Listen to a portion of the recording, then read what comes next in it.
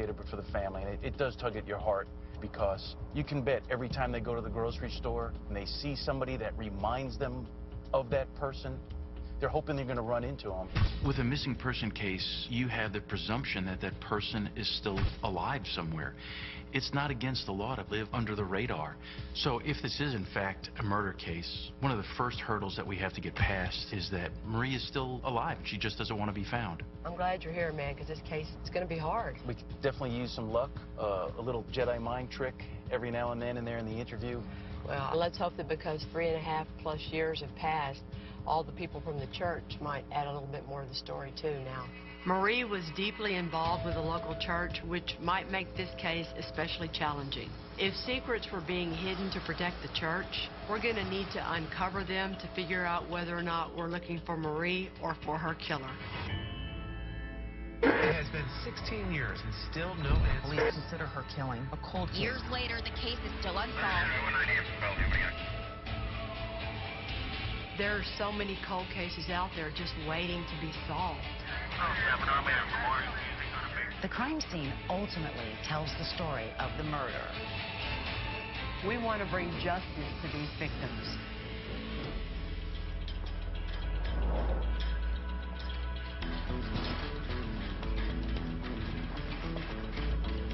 Hi there. Hey, how are you good guys morning. doing? Kelly, nice to meet Kelly? you.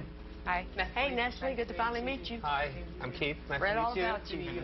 And this is our lieutenant. Hey, Eric Aiden. Nice to meet you, sir. Every investigator has one case that sticks with them. Y'all ready to go to work? Yes, ma'am. Show us our workroom. This is one of the hardest cases because we don't have a body. We don't have a crime scene. This one has stuck with me over the years. Even after my retirement, I think it will still continue on with me. Keith and Nestle, can y'all tell us a little bit about Marie? She's half American, half Filipino. She worked for the police department in Colorado. Yes, sir. She was a booking deputy. With a desire to become an FBI agent. Right. This is a smart lady. Marie wanted to try things. She wanted to live life. She was friendly. She was dynamic. She was beautiful. Marie was the kind of lady that you want to be. What I really want to go into is Marie being a mother. Marie is the mother of a little girl named Paris. She loved that little girl, but realized that she couldn't take care of Paris, so she gave up, which is the hardest thing for a mother to do, gave up Paris to Jeff, her ex-husband. The information we had received, she had some psychological issues. She was at one point diagnosed as being bipolar. That is and correct. was on medication. Yes. Why don't you walk Abby and me through your investigation in the case? The case was first called in by Jeff, her ex-husband, over a mass text that was sent out on Wednesday, the 19th of October. Her text said she had left the Fort Walton Beach area. She did not want to tell anybody what her plans were because they tried to stop her. He called down to our office and we took the report. There's not against the law to run away. But after a few days, I decided to go to where she was living at, and that was with a pastor by the name of James Flanders and his wife, Tanya Flanders, at their residence here at Fort Walton Beach. He says that they helped her out a couple of years, and they wanted another baby, which Tanya could not have. Okay. And that Marie was a surrogate for them. Okay. Yes. Then she gave birth to a little girl named Grace. According to James and Tanya, they had a very close relationship with Marie. In fact, Marie was so grateful for their friendship and generosity, she agreed to be a surrogate for them and gave birth to baby Grace, who was only 3 months old at the time of Marie's disappearance. So what do they tell you about the day of Marie's disappearance? James says that Tanya takes the baby and goes to Bell's Outlet. James says he takes off for a run. James and Tanya go back to their house and they say that Marie's truck is gone. The 19th of October is the mass text. Okay. At that point, James and Tanya say that they go directly out to the airport to look for her vehicle. And he spots the truck, so he drives the truck back home. They also talk about she does go missing at times, and this is not unusual for her. Huh. Police searched flight records and they found no evidence that Marie flew anywhere around that time. So the question is, did Marie truly run away like her text message said, or was there foul play involved? I think we ought to start with missing person question mark. Correct. And these are our arguments why Marie really just went missing. Prior history. Prior history. Walking away, leaving for a couple days. She was constantly moving. Yeah, constantly. What else about the just leaving? Bipolar. Marie had a journal where she had written kind of crazy talk. Just rambling on. Well, it just confirms she's bipolar. Right. Given to Paris. That's the single biggest one. Marie lived a life where she often wanted to just take off. And if she was capable of picking up and running off and leaving her first child with her ex, then there's a real possibility that she just took off again. Oh, that's a pretty good list. Okay, so now let's flip it around and come up with all of our arguments for murder. Okay, we know we have two suspects. Let's put up the Right Reverend. Pastor James. Smooth talking. He's charismatic, too. Let me ask you a quick question. What are you doing right now? James Flanders was a pastor at a non-denominational church in the Fort Walton Beach area. Very charismatic, a good speaker. He actually posted some things online, and he was able to develop a real following from that. Last one alone with Marie. Yes, that's huge. He didn't report her missing. Yeah. They left in the middle of the night in a hurry. Left in a hurry, that's a big one. And it was directly after having contact with Keith. After Marie's disappearance, rumors began to swirl, leaving James and Tanya in the middle of the investigation. The church asked James Flanders to resign his pastorship, and after police aggressively questioned Tanya, they quickly packed up and left for Arizona. But were they merely overwhelmed by all the scrutiny, or were they hiding something? Okay, so let's put up Tanya Flanders. She's the rock. Of the household Yeah. and the church. What's the first thing y'all want to put? Jealous. Marie was beautiful. Baby. Tanya told several stories about Marie and the pregnancy. She told some that Marie was going to be a surrogate. Some she told that Marie had been with an abusive boyfriend and got pregnant that way. And then when questioned by the police, her story gets even more bizarre. Tanya tells me that James is the father of the baby. They didn't have money, but they were going to do it the old-fashioned way. They literally say the words old-fashioned way. Yes. He's a preacher. Yeah, that's right. And Tanya tells me she was there when they had sexual intercourse one time. She was in the room. She was there when they were having sex. Huh. I was amazed by her telling me this, but in this field of work, you see a lot. At some point, a baby is brought into this world named Grace. Was Marie supposed to be a surrogate? Did Marie get pregnant to give them a gift? Did James and Marie mess around behind Tanya's back and she gets pregnant? Whatever the case was, it definitely was not traditional. And learning more about their relationship and this pregnancy could be the key to figuring out exactly what happened to Marie Carlson.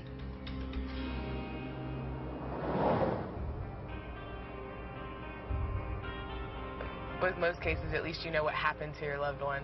In this case, you don't know at all. It's the hardest part of a no-body case. We're going to meet Marie's two sisters, Esta and Rose. Hi. And also the father of her baby Paris, Pleasure. I'm Jeff. her ex-husband Jeff. We just really kind of want to know a little bit about Marie.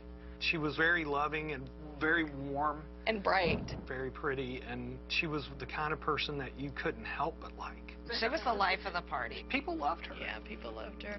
The last time I saw her, she talked a lot about her girls. A lot.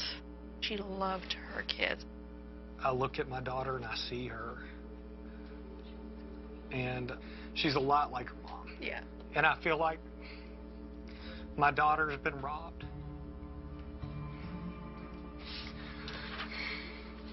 You're doing great. Just keep going. It's hard. It's hard to let go.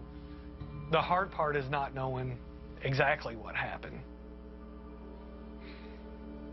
I'd like my daughter to know and to have some answers. She was like my sister, but she was also my best friend. I don't have my best friend back. The challenge here for Nestle is it a missing person or is it a murder case?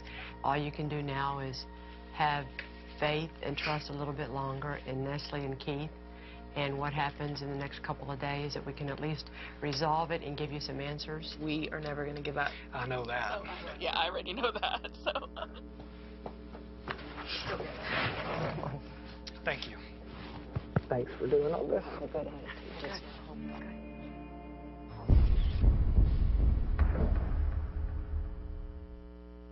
tells a true story for you on what happened in there. You're watching Cold Justice. The Calvary Emerald Coast Church was the center of Marie's social life before she went missing in 2011. It is also where she met our two suspects, Pastor James Flanders and his wife, Tanya. How are you? This is Kelly. Hi, Kelly. Nice to meet you. An elder at the church might be able to shed some light on the relationship between Marie and the Flanders. So Maria was coming to the church, and somehow it came about she needed a place to live. And then she got pregnant. Then it came about she was going to give the baby to the Flanders. There was some sort of agreement that after a number of months, breastfeeding would be completed and Maria was going to leave and go live her life. And in my mind, it all lined up with the way things were supposed to work. You know, it just didn't seem odd to me that she was gone. Well, thank you so much. We appreciate it. You're welcome. It's clear that if there were details that were being hidden, then we need to figure out what they were. They hopefully will be here in just a few minutes. Okay. On the church staff was a group of 3 women that were called the Inner Circle. They were close friends of Tanya's, and she confided in all of them. But their strong allegiance to James and Tanya may have held them back from being completely forthcoming. You look at us like a little cult. We were part of the little Inner Circle drinking the Kool-Aid. I value Tanya more than anyone, but I'm not the one to say stuff, you know.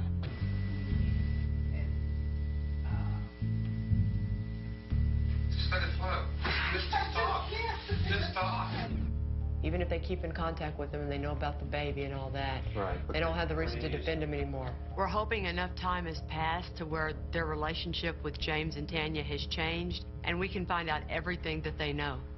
When Marie moved into their house, they asked me and my husband to help them move her furniture, and so we helped her. I remember that day, we were like, why is she moving in with you guys? Because I know I asked Tanya. You asked Tanya straight out then? I said, dude, there's something going on between you 3, and that's when she said, yeah, they're in a relationship, the 3 of them, and kicked us in confidence. And I said, if you guys are happy, that's your thing, but if that's what you believe, you need to tell your congregation. Crazy. So it's a crazy situation. This is far more complex than we first thought. If James, Tanya, and Marie were living in a polygamous relationship, that certainly would have been outside the teachings of their church, which could have been the reason why Tanya wanted to keep it a secret. She tell you to keep it a secret? Yeah, asked me to keep it from my husband as well. She manipulated me really well. The way she presented it to me is that she was afraid that Reed would want a second wife as well. That's pretty smooth on her part. What was your view of Tanya's feelings of Marie being pregnant? Well, Tanya had always wanted another child, but they had had problems. So kind of what she presented was, you know, kind of make the best of it kind of thing. But it was definitely unplanned. The way it was presented to me, yes, it was unplanned. By Tanya? By Tanya. This contradicts Tanya's initial story that the baby was conceived through a carefully managed sexual encounter between James and Marie, which Tanya claimed she supervised. If the baby was unplanned, then Tanya not only had a forbidden relationship she needed to cover up, now there's a baby involved, which is going to make it even more difficult to keep the situation under control. The plan was always that they were going to raise the baby together. And you talk about relationship, living as one. I mean, a whole family. Yes, living as a family. I know that the relationship was not in a good place. How do you know that? Just their whole demeanor. They weren't happy anymore. What do you think was the big issue between them? This is just speculation, of course, but you know, Tanya was a little bit older than Marie, and then Marie was in terrific shape. Marie's prettier. She was beautiful. Younger. You know, she's younger. Did you ever hear Tanya say, Marie wants more? No, I did not hear Tanya say that, but did I hear that from Marie? That Marie wanted James. Marie wanted him to herself. These church ladies, who are Tanya's closest friends, say that Marie wanted James all to herself. And Tanya was trying to keep her husband happy while protecting their reputation and her own position of power within the church. Whoa, what's that? Here are all the text messages from Marie Carlson's iPhone prior to her going missing. This is a new forensic tool that we recently acquired, and it was able to parse out all her messages and her call logs. So we've never seen this before? I don't believe so. There's no telling what might be in here between Marie and James. These texts could be a huge piece of new evidence. Marie's private messages to James could really paint the picture of their relationship. I want to use my mouth to give a massage. Neck massages, back massages. It's massage night. I'll massage your butt. Betty's not talking that way to Tanya. Seeing you at church and knowing I can't kiss your lips drives me insane. These text messages, which cover months, prove that James and Marie's relationship was a lot more graphic than the one-time encounter Tanya wants everybody to believe. I think these would get Tanya worked up, don't you? Squeeze your milky nipples. My penis says hello. That's a good one. Look at this one. A finger inside. Imagine my mouth on your... Wow, I think I'll stop there. It's clear that Marie fell for James' charisma and status, and her infatuation was really growing. It makes you wonder if it wasn't Tanya who couldn't handle sharing his affections. It was Marie, and her way of avoiding a broken heart was to escape.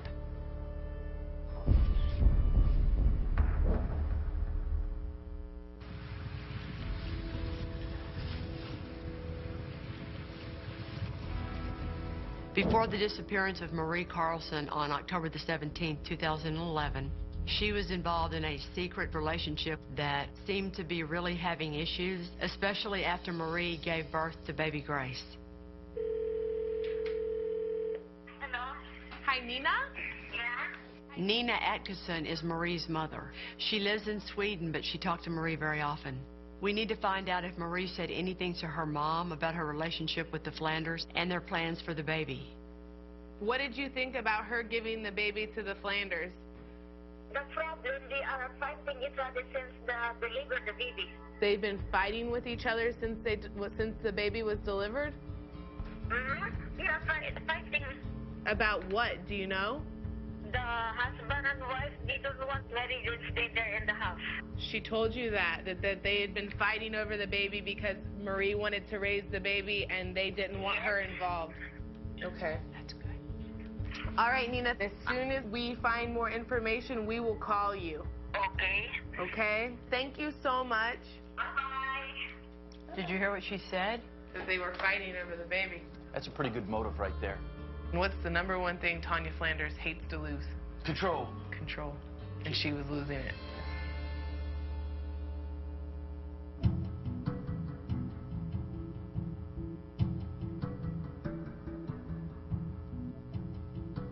Alice K. Barber was Marie's very close friend and almost like a second mother to her. I really appreciate you coming over. Marie lived with Alice before she moved in with the Flanders, and they remained close up until her disappearance. What was her interaction with Grace? She loved that child, and it was your typical mother and newborn baby. Okay, let's fast forward to you get the group text. The group text? This is... Yesterday I left Fort Walton Beach to do something I always wanted to do. I didn't tell anyone because I knew you were trying to talk me out of it. I love and appreciate you all. What is it? It's pretty close. 3.5 years later, when you talk to Alice K. Barber about this text message, she knows it by heart because she's probably gone over that text message 1,000,000 times. When you hear her talk about it like that, it just breaks your heart. I started texting back, and nothing was coming back. And then finally, I said, what about Grace? Where's Grace? And the text said, she's fine. She's with Tanya and James. She's in good hands. And when the Tanya came before the James, I knew that wasn't her. She never, ever, ever, not one time did she say Tanya and James. Ever. It was always James and Tanya. Tanya's name never, ever came first. You instantly know that it's not Marie because the text says Tanya and James, and she would have written it James and Tanya. Right. Alice knew Marie more than anyone, so the fact that she picked up on something odd with the wording of a text is significant, because it makes you wonder if Marie didn't send out that group text after all. When she came to the house in September, I felt like she wanted to come back home. When you say come back home, you mean to move in with you? And I didn't offer. And I couldn't. I think... Was that the last time you saw her? You can't blame yourself, Alice. No, you really can't. You can't. According to James and Tanya, after they received the mass text, they went looking for Marie. They found her truck at the airport. James supplied the police with a receipt that showed that the truck had been parked there one day after Marie disappeared. What's really strange is on the night of Marie's disappearance, a police officer finds her truck at a gas station, abandoned and unsecured. Hey, white Mazda pickup truck, Florida 740, 3 Golf Frank. 28 returns to Mary Carlson. So this is where it's found unsecured by the Fort Walton officer. That's correct. He knows that this isn't a good part of town. I mean, this place has got "Steal Me" written all over it. At the time, Marie hadn't been reported missing, so the police really didn't think much of it. But now it just doesn't make any sense. Why would Marie's truck be abandoned at a closed gas station and then 7 hours later end up at the airport with no record that she ever got on a plane? It clearly doesn't add up, and I think we're missing something here.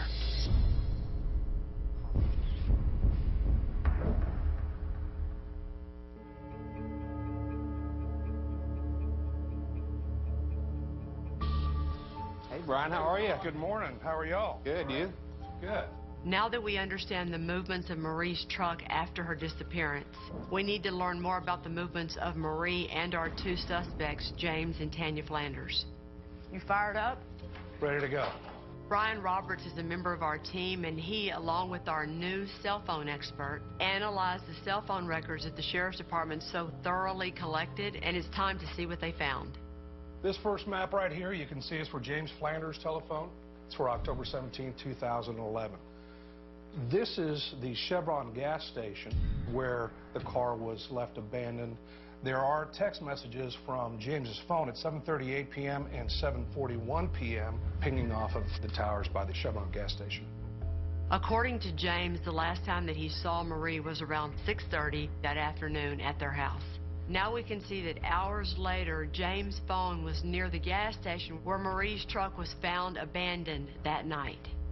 At 7:52, Tanya said that she received a call from James. So Tanya is over in Destin, and the phone call, she talked to James all the way back to Fort Walton Beach. Correct.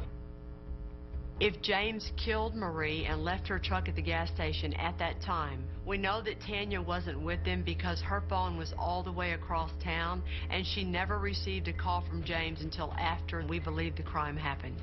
So the question remains, how did Marie's truck end up at the airport?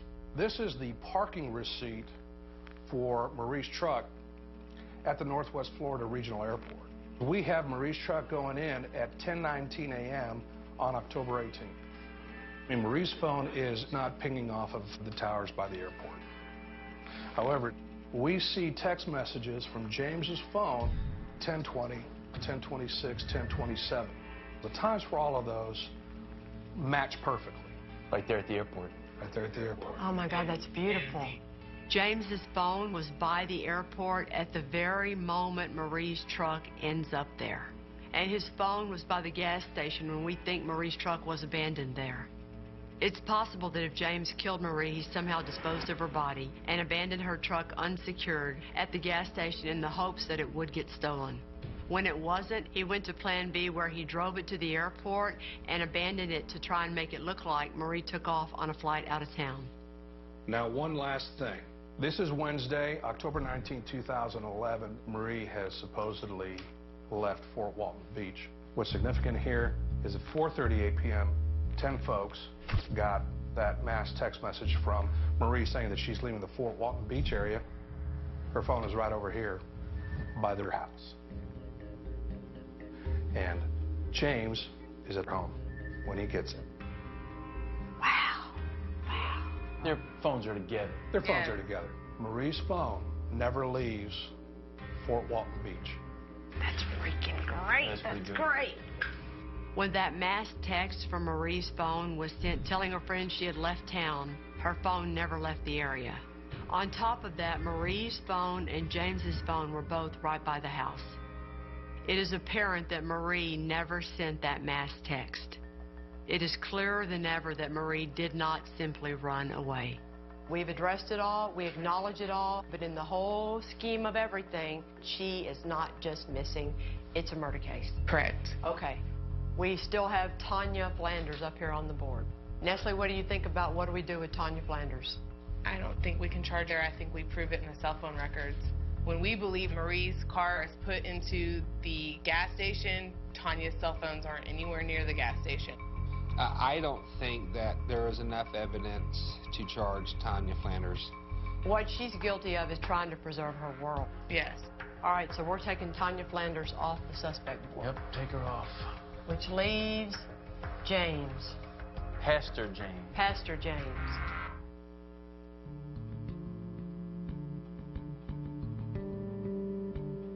Now that we're focused on James Flanders in the murder of Marie Carlson, we need to talk to his inner circle at the church. This is Abby. Starting with a good friend of James who he had lunch with 2 weeks after the murder. So he called up and said, hey man, can you get together? And I said, let's meet for lunch. And when he got there, he was really distraught. And he was whispering and he kept going, I can't believe it happened. I can't believe it happened. And I said, what? He just said, it's just too bad. I can't say it. That's a new one. And he had asked if I could get him out of the country. And I said, no. But he never alluded to why he needed to be taken out of the country. No. It's just over and over. It's bad. It's bad. James Flanders, out of his very mouth, says, I need to get out of the country. Can you help me get out of the country? Why would he say that?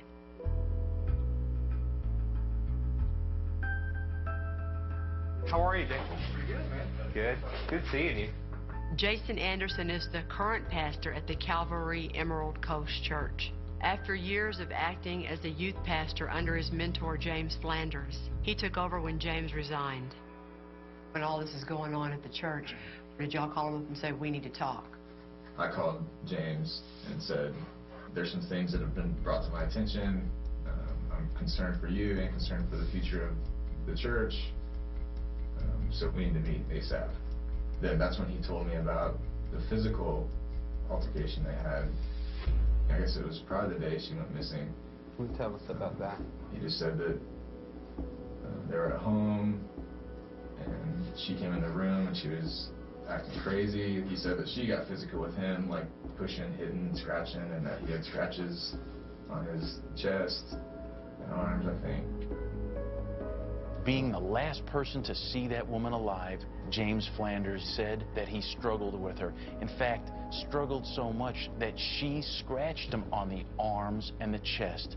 Classic signs of defense wounds. Did they say what the fight was about? I don't know if this is when he said it or how I learned about it, but I remember something that she was threatening to take the baby away. Don't remember who you heard it from, though? I don't. You had to confront your pastor of so many years, and now he's committed the sin. First thing I ever done. James Flanders is very, very charismatic, and he was like the God in that church. And it really kind of makes you sick, because all these people believed in him, and he manipulated all of them because he's very, very selfish, and he wanted to have two women in his life. He devastated a whole church full of people. So this is a Sunday church sermon? This is actually September of 2011. So about a month before the murder. Correct. The church themselves put several of his sermons online. Okay. When Jesus tells us to love our enemies and bless those who persecute us, he's not saying, you know, when that person is really out to get you, they're backstabbing you, they're gossiping about you, you need to just really feel all about them. Now, whenever someone is backstabbing me, lying about me, gossiping about me, trying to tear me down or whatever, you know what I want to do? My feelings say, choke the life out of them. Jeez. And he laughs after this. Yes. If the Bible talks about the fruit of the Spirit is love. One aspect is self-control. Right? If we didn't have those thoughts of wanting to choke the life out of someone, we would not need self-control. Right? Wow. Pretty good, huh? Yeah, that is pretty good. 1 month before the murder. Yeah. He's talking about himself.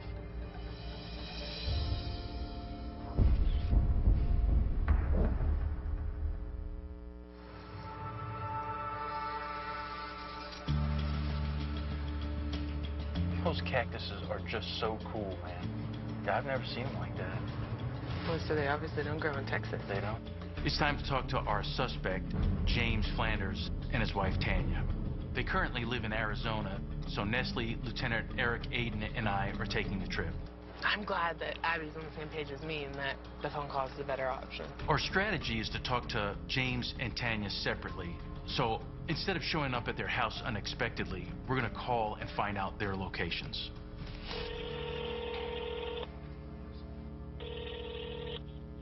Hello? Hi, is this Tanya? Yes, it is. Hi, Tanya. It's Nestle Moore with Okaloosa County Sheriff's Office. I just wanted to let you know that I am still working the case involving Marie.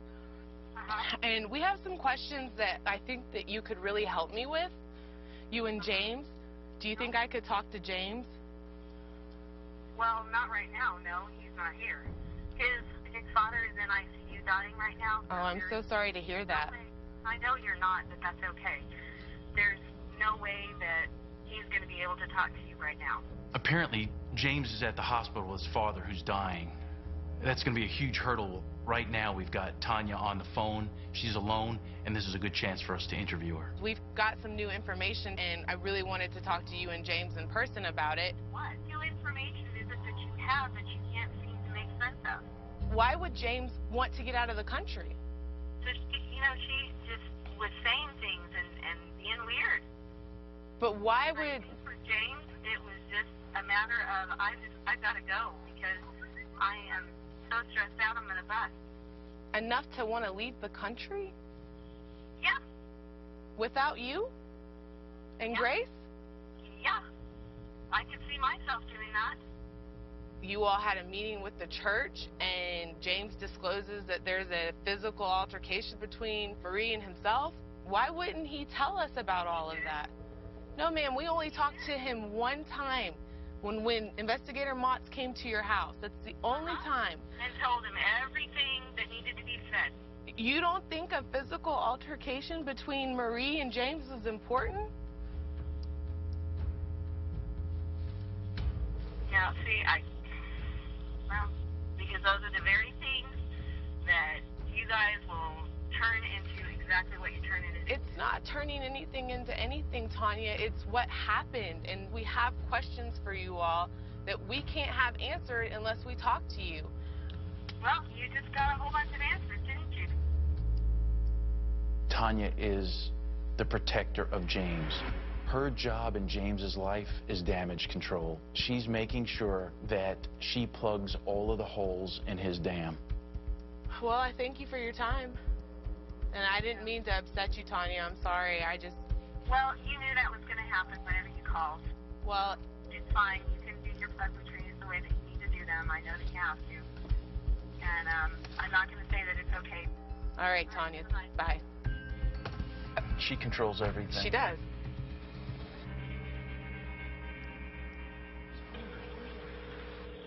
Here's Nestle. Okay. Hey. Hi. How are you in there? Well, we got a Pretty good, lengthy phone call with Tanya. Great. Where is James now? He says he's at the hospital with his father. His father is dying. And Nestle, you're worried about looking like a cold-hearted bitch calling him standing by his dying father's bedside. Yes, ma'am. And I am not a cold-hearted person, so... Well, I am. So I'm trying to figure how we can win from this situation. Right. What's your lieutenant say? My thing is I'm juggling the weight of we would get beat up by a defense attorney about reaching out to him. However, I also don't want the state attorney to ask the question, well, you went all the way out there and didn't reach out to him. Why not? Y'all decide what you want to do and just call us back and let us know your plan. Yeah, we will. But I understand why she's worried, but You're never going to get a better time than now with him. And if a defense lawyer picks on you for it, you say, we've been trying to get him to cooperate for 3.5 years. The time is crucial now. I mean, what if he said, I'd really like to meet with you guys?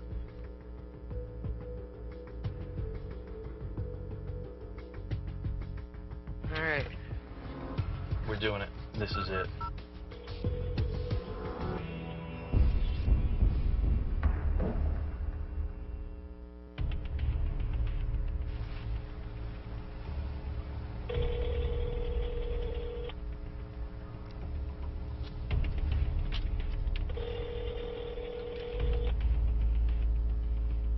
Been forwarded to an automated voice messaging system. Hi, this message is for James Flanders. This is Nestle Moore with the Okaloosa County Sheriff's Office. I know it was hard for Nestle to call James while he's in the hospital with his dying dad. He's not going to call back. But you got to give her a lot of credit. She realized that it was a tough call to make, and she made it. Well, I think that sends a very clear message to them that the Okaloosa County Sheriff's Department hadn't forgotten about Marie and that they will continue with this investigation until this case is resolved.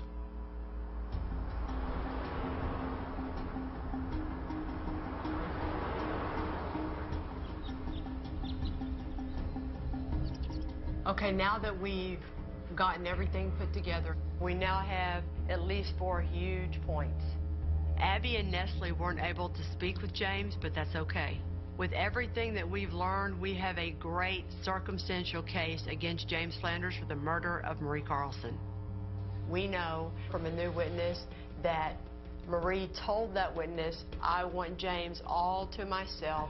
Marie wanted James. Seeing you at church and knowing I can't kiss your lips drives me insane. We find out that they were fighting over Marie wanting to raise the baby as well. The husband and wife, they don't want Mary to stay there in the house.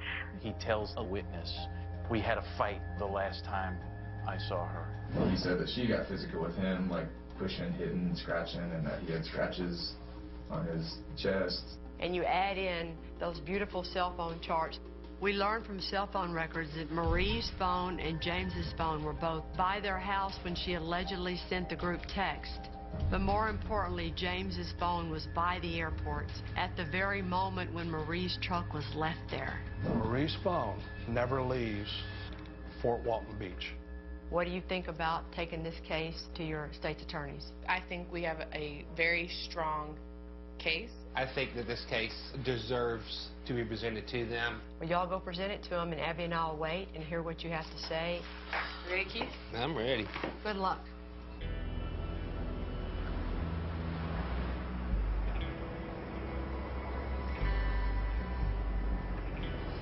So who's going to be there? Jeff, Rose, and Esther again? I believe so. And I can't wait to talk to them about what we've done this week. We learned a lot this week that will strengthen this case, but learning for sure that Marie is no longer alive is the harsh reality that comes when you deal with a missing persons case. Hello again, my dear. And that's really hard to tell a family that the miracle they're looking for, that their loved one is going to come home, is not going to happen. So we met with the state attorney's office today and presented the case back to them with the new information we gained. They've agreed to reevaluate the case and can't promise anything, but this is a step forward. I'm hopeful, so you should be hopeful.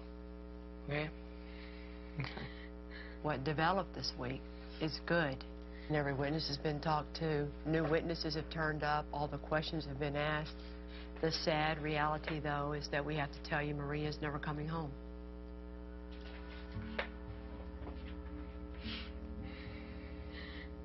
Today, I wanted a miracle answer, but